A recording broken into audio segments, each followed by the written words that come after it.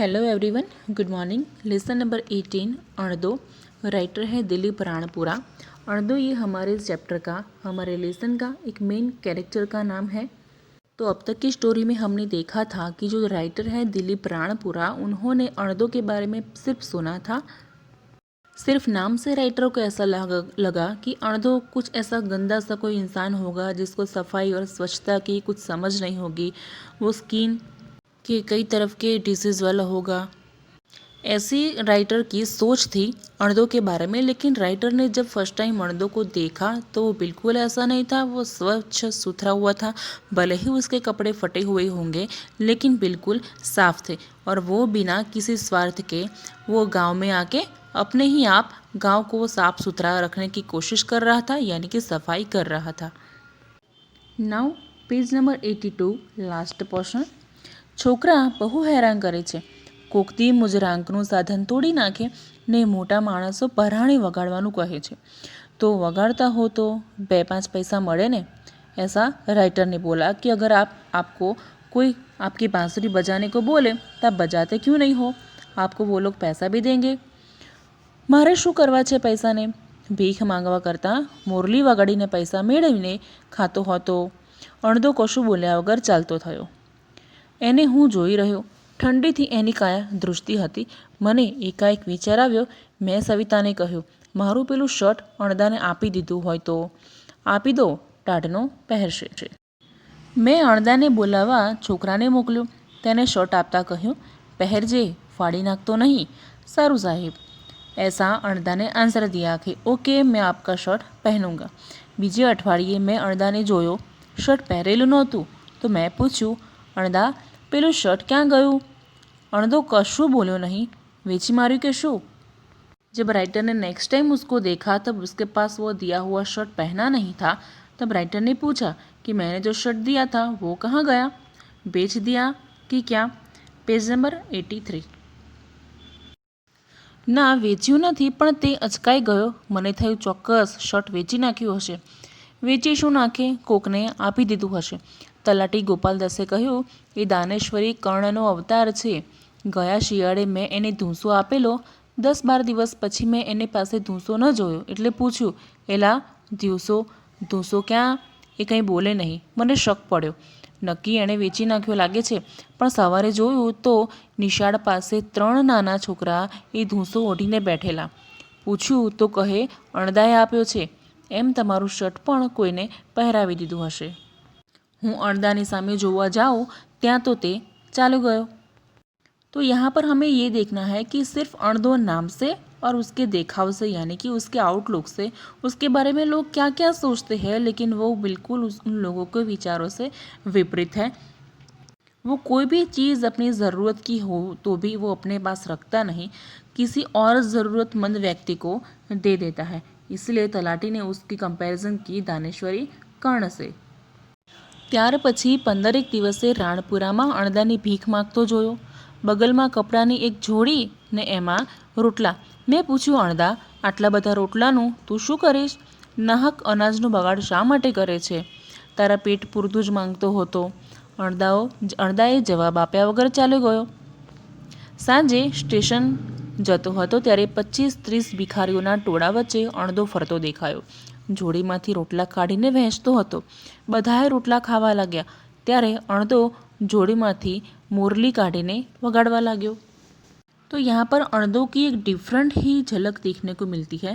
उसके बारे में ऐसा कि हम कभी सोच भी नहीं सकते। अगर वो भीख मांगता है तो भी खुद के लिए नहीं, औरों के लिए, और भीख मांग के लोगों में बांट देता है। और उसको वहीं से खुशी मिलती है जब वो उसकी मांगी हुई भीख से जो खाना खाते हैं तब वो बांसुरी बजाता है। उन लोगों के लिए बांसुरी बजाना उसको अच्छा लगता है। અણદો મને સમજાતો નહોતો. ગામ લોકોને મન એ ગાંડો હતો. કુટુંબીઓએ એને ગાંડો ગણીને કાઢી મૂક્યો હતો. છોકરાઓ એની પાછળ ધૂળ ઉડાડતા, કાંકરા મારતા, બૂમો પાડતા, ગાળો દેતા, પણ અણદો કદી ચીડાયો નહીં. એ જે ગામમાં જતો એ ગામની સફાઈ દિલપૂર્વક કરતો, પણ બદલામાં કશું માંગતો નહીં. અણદો મારા માટે એક કોયડો હતો. કોયડો યાની કે પઝલ્સ. અચાનક એક વખત અણદો ટ્રેનમાં મળી ગયો. ત્યાં પણ એની સાફ સફાઈનું કામ ચાલતું હતું. અણદો મને ઓળખી ગયો. મેં એને મારી પાસે બેસાડ્યો અને કહ્યું, તું ભીખ ન માંગે તો? અણદાએ જવાબ આપ્યો, તો શું કરું?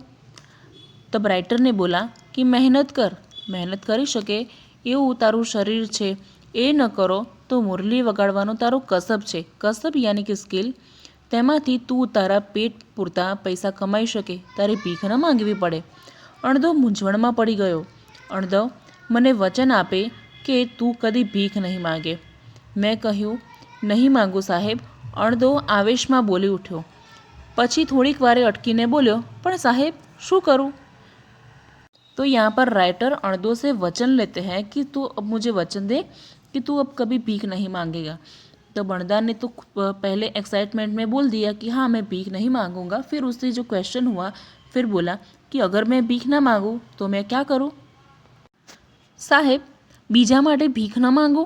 कोई दिन दुखिया, रोगिया, दोगिया, भूख्या, तरसा, नागा पूंगा माटे नहीं? ना, તું વધુ મહેનત કર, તારી જાત ઘસી નાખ, પણ ભીખ ન માંગ. બીજાને દિન દુખિયાને મહેનત કરતા શીખવ. તે મૌન હતો. राणपुर આવતા તે उतरी गयो. तो यहाँ पर अणदो ने राइटर को ऐसा बोला कि मैं एक्चुअली मेरे लिए तो भीख नहीं मांगूंगा, वो आपको मैंने वचन दे दिया, लेकिन जो दिन दुखिया है, दुखी लोग हैं, रोगी है, जो भूखे तरसे प्यासे हैं, उन लोगों के लिए भी मुझे भीख नहीं मांगनी है, मैं ना मांगूँ. तब राइटर ने आंसर दिया, नहीं, तुम्हारे लिए भी नहीं और उन लोगों के लिए भी नहीं. तुम उन लोगों के लिए मेहनत करो और उन लोगों को मेहनत करना भी सिखाओ. मेहनत करके खाओ और पियो, लेकिन भीख मांगे नहीं. बस यही बातें चल रही थी और राणपुर आते ही अणदो ट्रेन से नीचे उतर गया. ત્યાર પછી એકાદ મહિને ધંધુકાના એસટી સ્ટેન્ડે અને ગામમાં મજૂરી કરતો મેં એને જોયો. મજૂરી કરતા સમય મળે તે સફાઈનું કામ કરતો. રાતના થાક્યો પાક્યો મોરલીના સૂરમાં લીન થઈને આત્માનંદ મેળવે છે. મજૂરીના પૈસાથી એ પોતાના પેટ પૂરતું ખાય છે. વધેલા પૈસામાંથી શીંગ, ચણા, મમરા લઈને સાધુ ભિખારીઓને વહેંચે છે.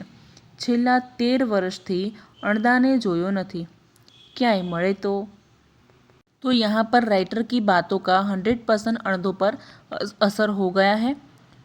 तो उसी बात के एग्जैक्ट 1 महीने के बाद धंधुका एसटी बन के बस के स्टैंड पर राइटर ने उसको देखा था. तो वो मेहनत कर रहा था, मजदूरी कर रहा था और उसमें से भी समय बचता है तो वह सफाई का काम करता है और जो भी अर्निंग उससे होती है वो गरीबों को बांट देता है. पहले राइटर के लिए अणदो एक पजल के समान था. फिर राइटर ने उसके अंदर इंटरेस्ट लिया, उसको सीख दी मेहनत करने की.